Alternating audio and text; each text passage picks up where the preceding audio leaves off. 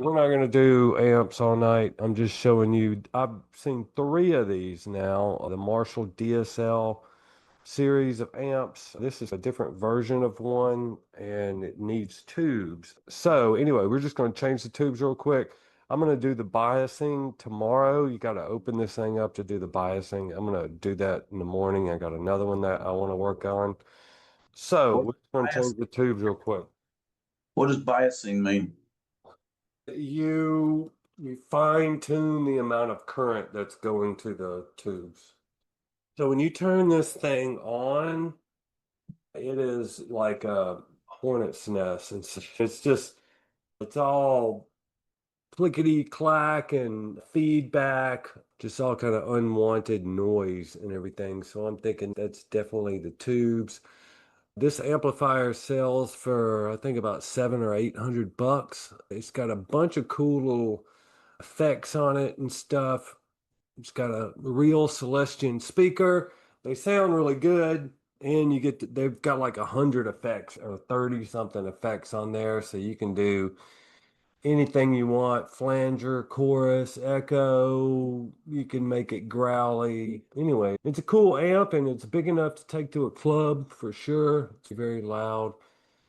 I like the way that it's built. It seems like the cabinet is kind of like the cabinet of a big boy Marshall. It's not really like one of those really cheap things. But anyway, I noticed that a lot of people are bringing me these things.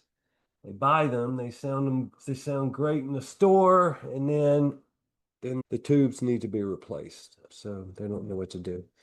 All right, so this right here, this is you can just see it on the outside there. It's an EL34. This is a power tube. Usually the power tubes are going to be larger, the larger tubes. These have clips right here, and you just move the clips back and you give this guy a pull, and it comes out just like that. And this one is by the Tube Amp Doctor. That's a brand online. I think I've ordered stuff from them. It's expensive. Okay. So it has two power tubes, and then it has four preamp tubes. One of those tubes may work for something else, might be like a reverb tube or something, or I'm not sure about that. Anyway, these there in the back, these tubes are a really common tube. It's called a 12AX7 or an ECC83. They're called different things depending on what country. This is a Marshall tube, so this making me think that this probably says Marshall on the outside of it. These are probably the original tubes, I'm thinking. 'Cause normally after they've been replaced, they're not Marshall. Maybe. Usually you see the Marshall tubes in an amp that's brand new. And they're usually branded by like another company. I see them a lot. This thing has like this stabilizer. You see them made by another company called J&J, which is what I'm going to replace them with. And I got the customer's permission to buy this particular set. He wasn't, he was fine with it because they're expensive. This was the cheapest but best brand that there was. I'll knock some cobwebs off.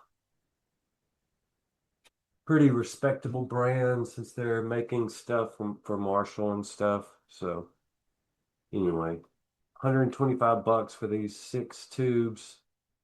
Eric, do you just charge wholesale for stuff that you buy like that, or do you mark? I had we had to buy, hang on 1 second. We had to buy tubes for another amp too. He's got two amps in here right now. So I had to get him to send me the money because I didn't want to float him like $300 in tubes. I told him up front, I said, I'm going to charge you, I said, I need $300 for the tubes. And then when they're finished, I'm going to charge you another 200 bucks. So that's how I handled that. And he didn't return my text for a long time, but then he returned it and he said, okay. And he sent me the money on Venmo. This only goes in like a certain way. You can't insert them but any other way. This is a 9-pin tube, just FYI. This is an 8-pin tube right here. This is called an octal tube, 8 pins, and then the other one's a 9-pin. These 9-pin are probably the most common. Just line it up and give it a good push. Guys, these are matched, so somehow or another they belong together. Got these from Tube Depot, which I find has a huge selection, and they're like slightly cheaper, and the shipping is really good. They always come like a day before you expect them. You don't have to be scared. There's only one way they go in, so you can't get it wrong. All right. Guy's either going to be the screaming demon or it's going to come back to life. I like to turn all the gain down just in case. Let's see. Let me go ahead and turn the sound on so maybe you guys can hear. Okay. Light comes on, that's good. Got a little bit of noise. Doesn't sound like it's about to blow up. That's good. Excellent. This is a good reaction. Gonna go with changing the channel. Whoa. So this potentiometer could probably use a little cleaning. I'm gonna include that in the service. There we go. Yeah, that works. That works. Okay. Success. Is that foot switchable, Eric? Let me look. I think there is something in the back. Yes, there is. He didn't include the foot switch in it, but there's a jack in the back. Jack in the back. All right. Make a couple bucks. Good for me. Good for me. Before you pull the chassis, you might want to check to see if there are test points and bias adjustments on the outside of the amp. No, there's not on this one. The last one I did, I was so looking for. Yeah, they have. I think they're like little red little red points. rings. Yeah, those are Yeah. awesome. No, I got to crack it open. I Yeah. looked at a video earlier on how to do it, on how to find the test points and all that stuff. All right, anybody want to celebrate any wins out there? Any new 5-star reviews?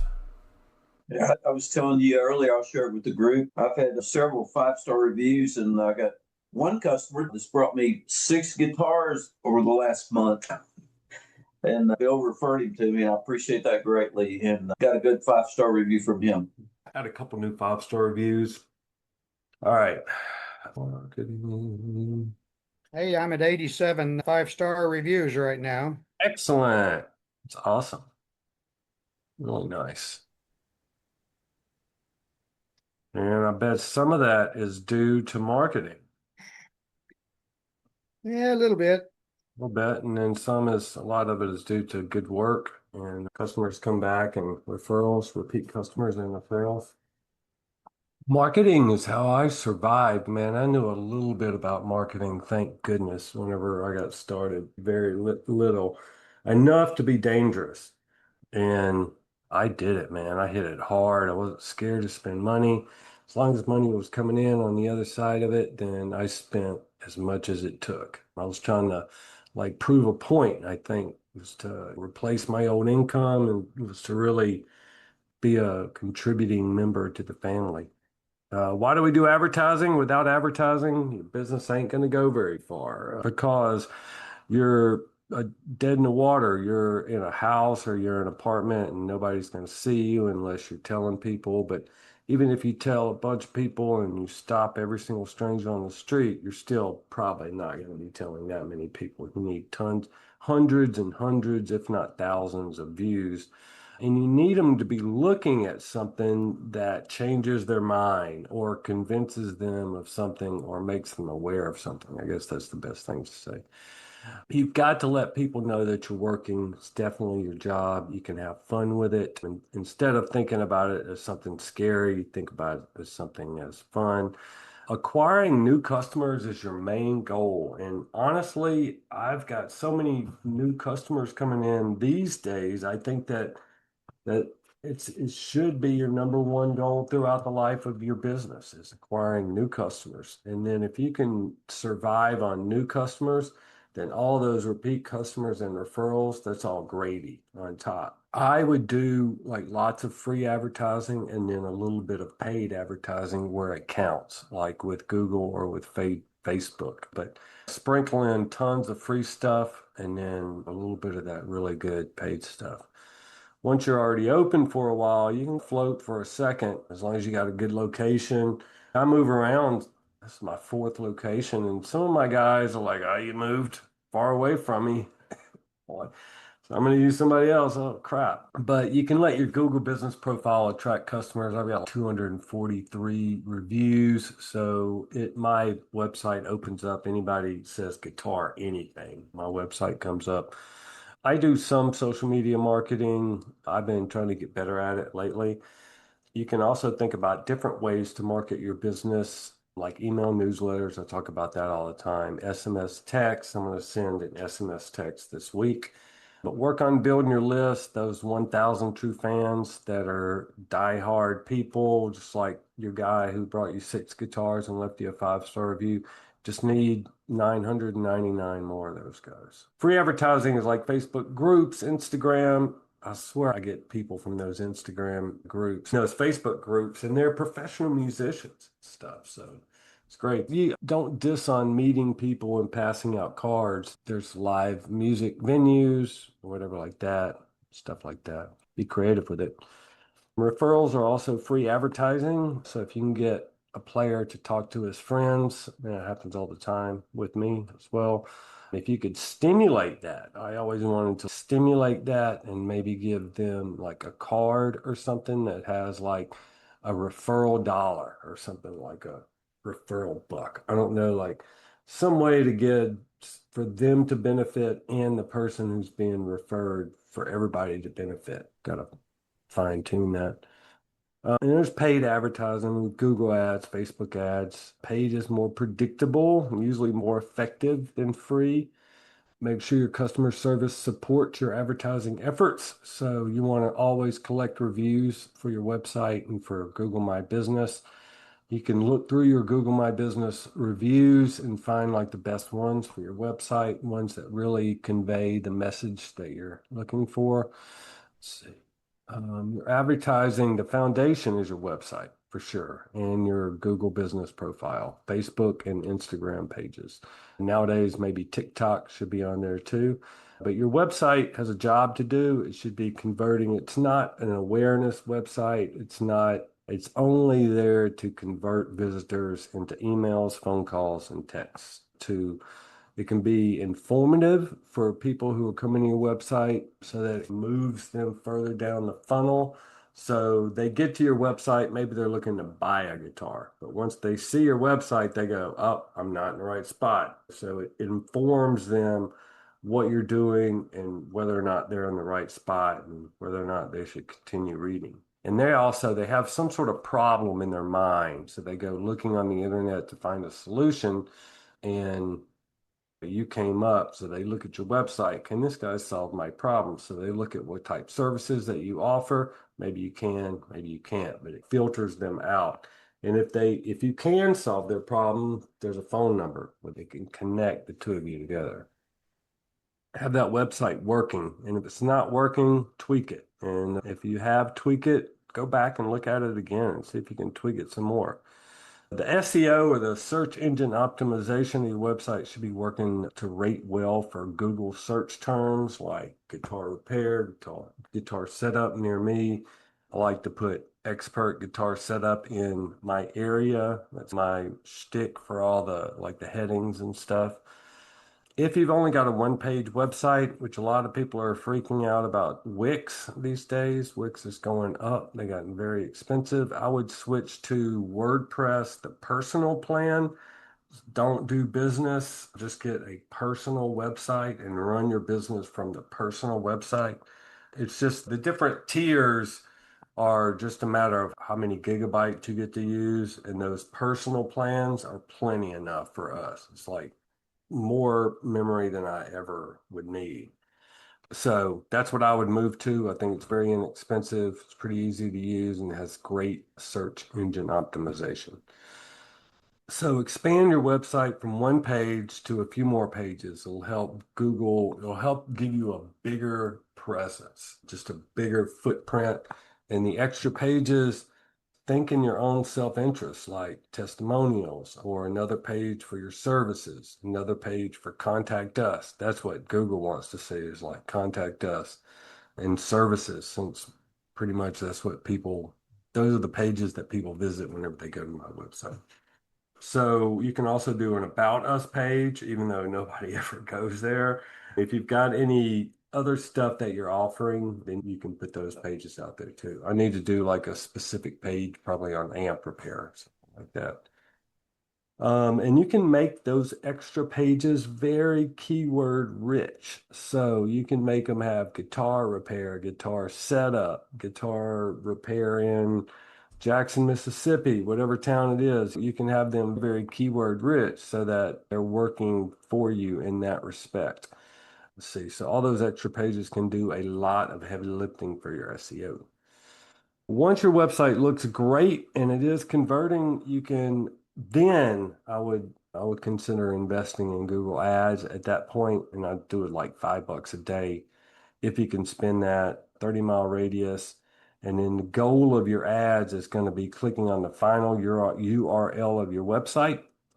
And if you don't have a website, then the final URL would be like your Google business page, that site URL. The goal of the website then is to have them contact you. So you're sending them to a website, and then the website's supposed to convert them into a contact. The goal of, I think they'll also let you do direct phone calls and stuff. Like the goal of your ad can be a phone call, like a message or an email. That's fine if you wanted to. I just think it's more natural to probably send them to your regular website, thinking about the way that it looks on Google. And then your conversion goal, if you have to set up a specific conversion goal, have it be clicking the email button or like the phone button to contact you. And if you have to set up a thank you page for one of those things, do it. Sometimes they ask you for what is the thank you page after the action is being taken. Set up a simple thank you page that something that happens right afterwards so that you can track it. My cost per click should, I just got that information. Cost per click. I'm sure when I go to look for it. There we go. Oh, so my cost per click was 78 cents, which is high. It said it's up 100% from last week, but I'm going to call that acceptable. The click-through rate is 11%, which sounds pretty good. And I got 42 clicks from my ads over a week. 42 clicks from my ad. And the cost was 78 cents. So how much does that cost? 28 bucks, 30 bucks, something like that. Yeah, all good. You have to train your Google ads. I have trained the crap out of mine, man. It's called your negative keywords. They're going to try to show it to everybody that they can. And I think they do have good intentions where they're going to just try to get your business out there. But sometimes you don't want your business to be shown. Like for me, it's like guitar shop. I don't want to be known. I don't sell guitars really. I got a couple things for sale, but I don't have a bunch of guitars, so I don't want to show up for that. A lot of stuff, strings, guitar strings. I don't necessarily want to show up for that, even though I do have strings. And there are tons of stuff. Guitar paint. So you have to train it. You got to get in there and be vigilant. X out. It's pretty easy to do.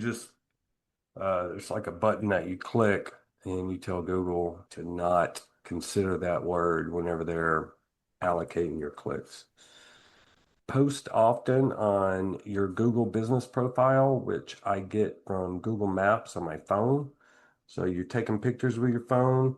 You just use that same picture. I do it once a day or once in a work day, even though I take more pictures than that. Sometimes I just upload all the pictures all at once. So it's three or four, and I just publish them all at once. I've saved them up, but that's an easy thing to do, and I think it really helps.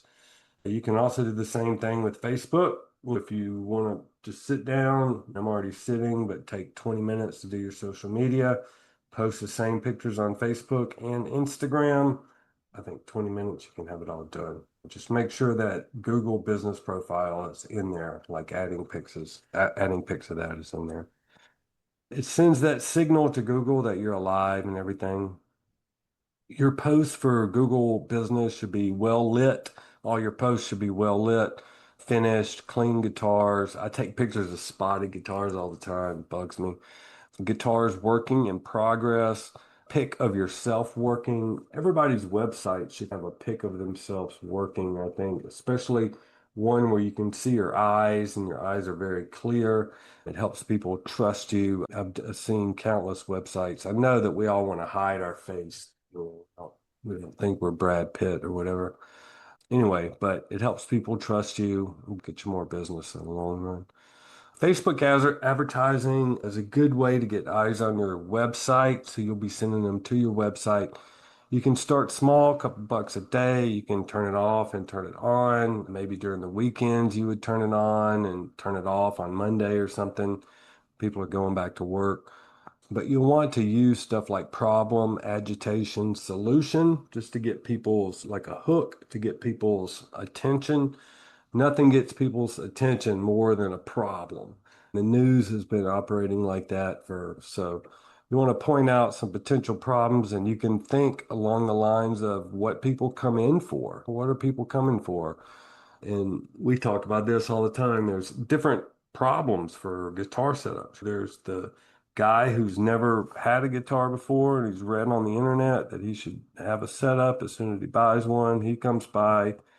There's somebody who's neglected their guitar for the past 20 years. It's been under their bed, but they just got laid off because the government shut down and now they're gonna get it out from under their bed, but it's all rusty and it plays like crap, so they bring it to you. And then there's the acoustic guitar player who just bought the guitar and the action is just off the charts. He needs the truss rod adjusted for the first time. There's that different people out there, those different niches. Anyway, you can have kind of like one ad for each one of those, as many as you can think of. There's for fret dressings and stuff like that, you got people who are just have buzzy frets. I mean, it's easy to think of for output jacks. You got plugging a jack in, and you get a lot of noise. This sky's the limit. Be really creative with all the different scenarios that you can depict. It's probably not going to be one scenario fits all. Your scenarios are going to speak to different people at different times. But I think just getting your name out there that you can are aware of these problems and you know how to solve the problems. And you've even got a menu and a price structure set up for solving all these problems. Videos with sound do really well. Videos that tell a story. That's what people want to hear. That's what they want to see and hear, even if it's just a short story with maybe 5 or 6 components. But there should be an intro, a middle, and an end. And basically, the intro is this acoustic guitar came in the mail from Yamaha. The action is 3.5 millimeters. And then the middle is I did some important general maintenance on it and I adjusted the truss rod, took some measurements and adjusted the truss rod. And then the end of it would be now I've got a happy customer. He can go play and practice and woo his girlfriend with a lullaby or whatever. So anyway, a story is the way people operate. That's what human beings are out there looking for stories and stuff. Your images should be optimized, your text and headlines optimized. This is for ads. If you're running ads with Facebook or running ads with Google, just the image. Like if you change the image to a better one or a worse one, it could A better one could improve the performance of your ad by double if it's just a better image or better. So it's just incredible if you put a lot of effort into that one image, and the image is first. That's the first thing that you should optimize. Then your performance could just be incredibly better. So it's definitely you don't want to just set it and forget it, especially with your images. Your text and headline are next. I think headline is before text. They need to change fairly often with Facebook ads. Like you can't just show people the same thing over and over again. They won't see it. They just they'll just skip right past it. And you got to target the right folks in your area. And there is retargeting actually. Once you'll have to set up a Facebook pixel so Facebook knows who's going on your website and who's not, and you can retarget only people who are just visiting your website. So you can just retarget them over and over again so that unfortunately these guys who go to your website always see you on Facebook. I don't do that, but I should. With Facebook's ad, you can reach your ideal people. You can reach people who are in like guitar teachers in your area. You can reach people who like Marshall amplifiers, people who I like Marshall amplifiers, Acoustic Guitar Magazine. Those are two of my favorite targeting. Fender Musical Instruments, Gibson Corporation. Those are some of my favorite targeting, but you can get in there and just find music guys, not just people who like guitars, like everybody likes guitars, but you can find like this specific companies that they like or specific magazines that they read. Your website SEO, make sure like your H1 headings. You can find this usually in the settings of your website, of whoever's doing your website. Look for like the heading of the page or the name of the page. And I like expert guitar repair in whatever your town is, so that Google is looking at all the headings of all the websites and bam, they see that. Make sure you have some navigation. We covered that. Shrink your images to small JPGs. If they're in PNGs right now, move them over to Canva or something and put them in JPGs. And you can do that for free. And it's a little faster for Google to crawl for your website to load. Name all your images, the alt descriptions of all your images. Sometimes you can just double click on it, or maybe it's in the settings or something. Name all your descriptions, and you want to think about what you're doing in that image, fret dressings, blah, blah, blah, whatever, but name it something SEO friendly that works for you. Name it something that people are probably looking for: guitar repairs, guitar setups, fret dressing, electronics, something like that, something that you actually do. So make sure all your images are labeled. You should have an image of yourself.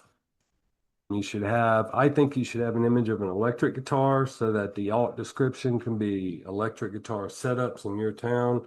Same goes with acoustic guitar, fret dressing, electronics, so you can have that correlating alt description. Before and after images, my before and after page gets clicked on a lot. So it's kind of like your proof of work if you can do before and after stuff. It takes a lot. It takes some pre-planning. You got to take the before pictures and all that stuff, and then you got to really nail it so your after pictures look great. But those work good because they tell a story. Just random images on your website don't really tell a story. And it could be anybody's guitar. An image of you working, that tells a story. An image of a guitar on a bench, the caption could tell a story. But anyway, that before and after pics, nothing tells a story like that. Your website and trust factors. One main thing, your website's job is to make people trust you. So it takes me about 5 seconds to figure out whether or not I'm going to trust a person's website. I may not just like one thing. I'm like, nope, not for that.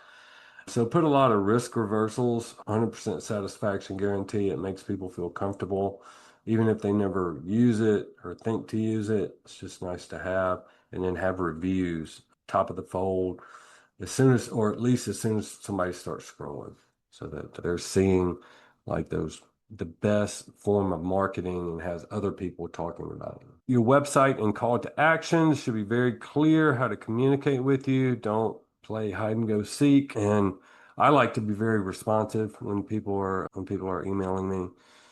Get one platform to work and then try another. I started with free ads on Craigslist. That's out of reach for some people in Europe or Canada.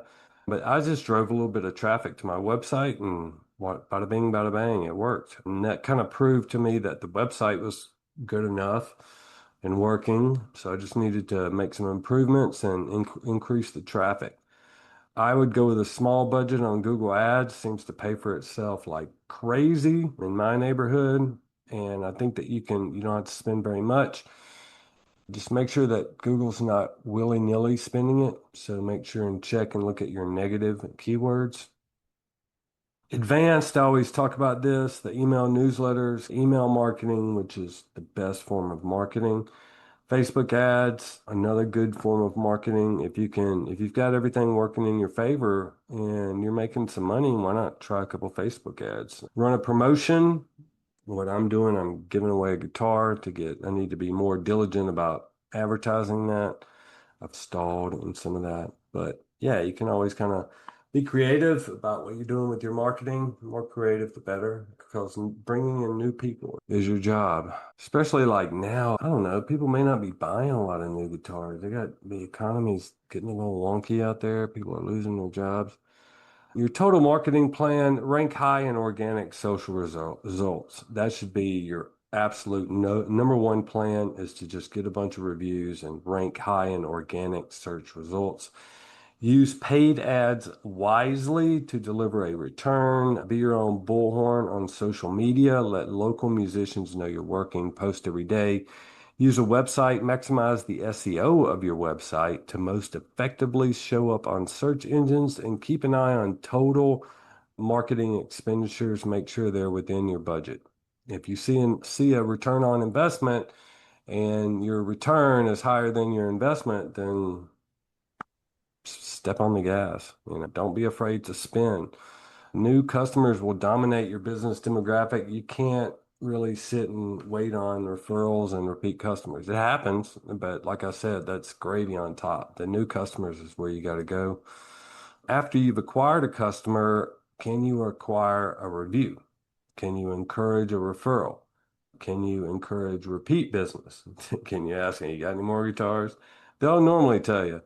Can you sign them up for an email newsletter? Can you collect their phone number and put it on a list? So some things that you can do after you've already acquired them, make sure you don't lose them and make sure you maximize that person's return on investment.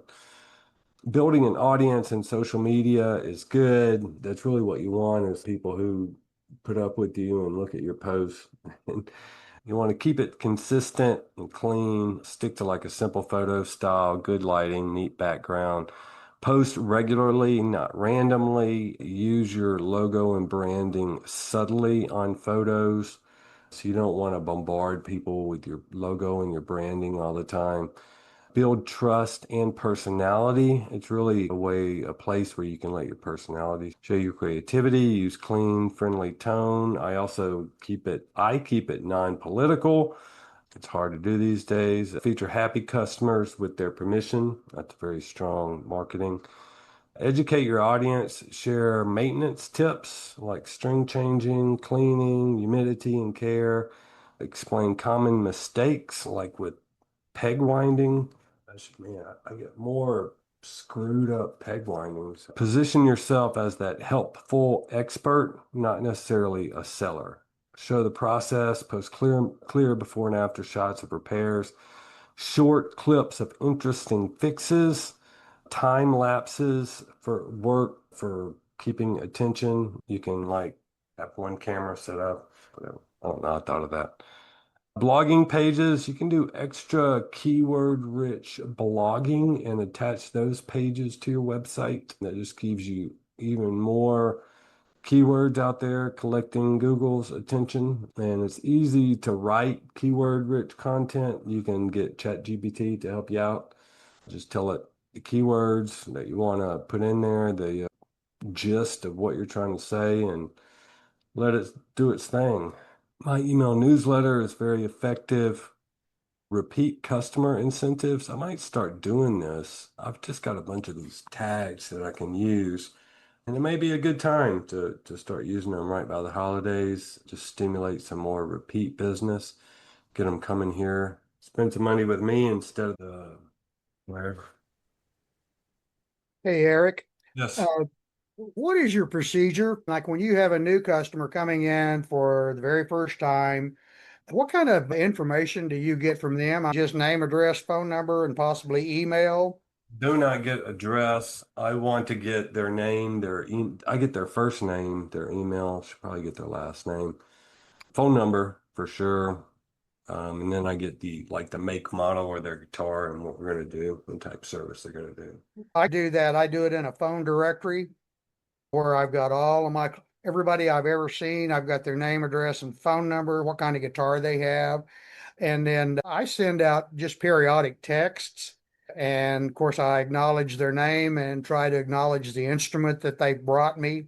And just something like, hey, just checking in to see if you need a guitar set up or blah, blah, blah, or how are you doing, or friend me on Facebook, stuff like that. But I try to do that about once every couple of months. I've been successful at it, but I just wondering what you were doing to capture all that data. Yes, I transfer it from my phone since I send everybody text from my phone. I just have a list of everybody's phone number and I transfer that to simple texting. That way you can send a mass text. And I like to just say happy holidays, something Yeah, like that. Something really, or if you need me, fast turnarounds this week. Something simple like that. And I keep emails in MailChimp, which costs a little bit, but to me it pays for itself. Be creative with your marketing. The Instagram stuff and the Facebook stuff that I see working all has creativity at the root of it. I think you just look at what we do. Before this meeting, I was thinking about marketing. You really just think about what you do every day. Who are those type of people that you come in? Was it new guitar day? Was it like Charles the other day? He had a new guitar day. Is it your new guitar day? But oh, your guitar doesn't play that well. Well, you got to bring it to me. It's actually the my new guitar day too, or something like that. You just come up with those little scenarios and keep working it. Okay, any questions? do you have any kind of a marketing strategy to try to attract newbies? Google does it. So I'm paying for Google ads and I'm paying just my Google business profile. I should probably have some Facebook ads going, but I tend to be busy enough or lazy. I don't want to be any busier. But yeah, we should all be going for those new customers. I have Google ads going. I have $5 a day. It wasn't spending all that. It seemed like last week it did. Spent like $28. Have a good one. Take it easy. Have a great night. Thanks, Eric.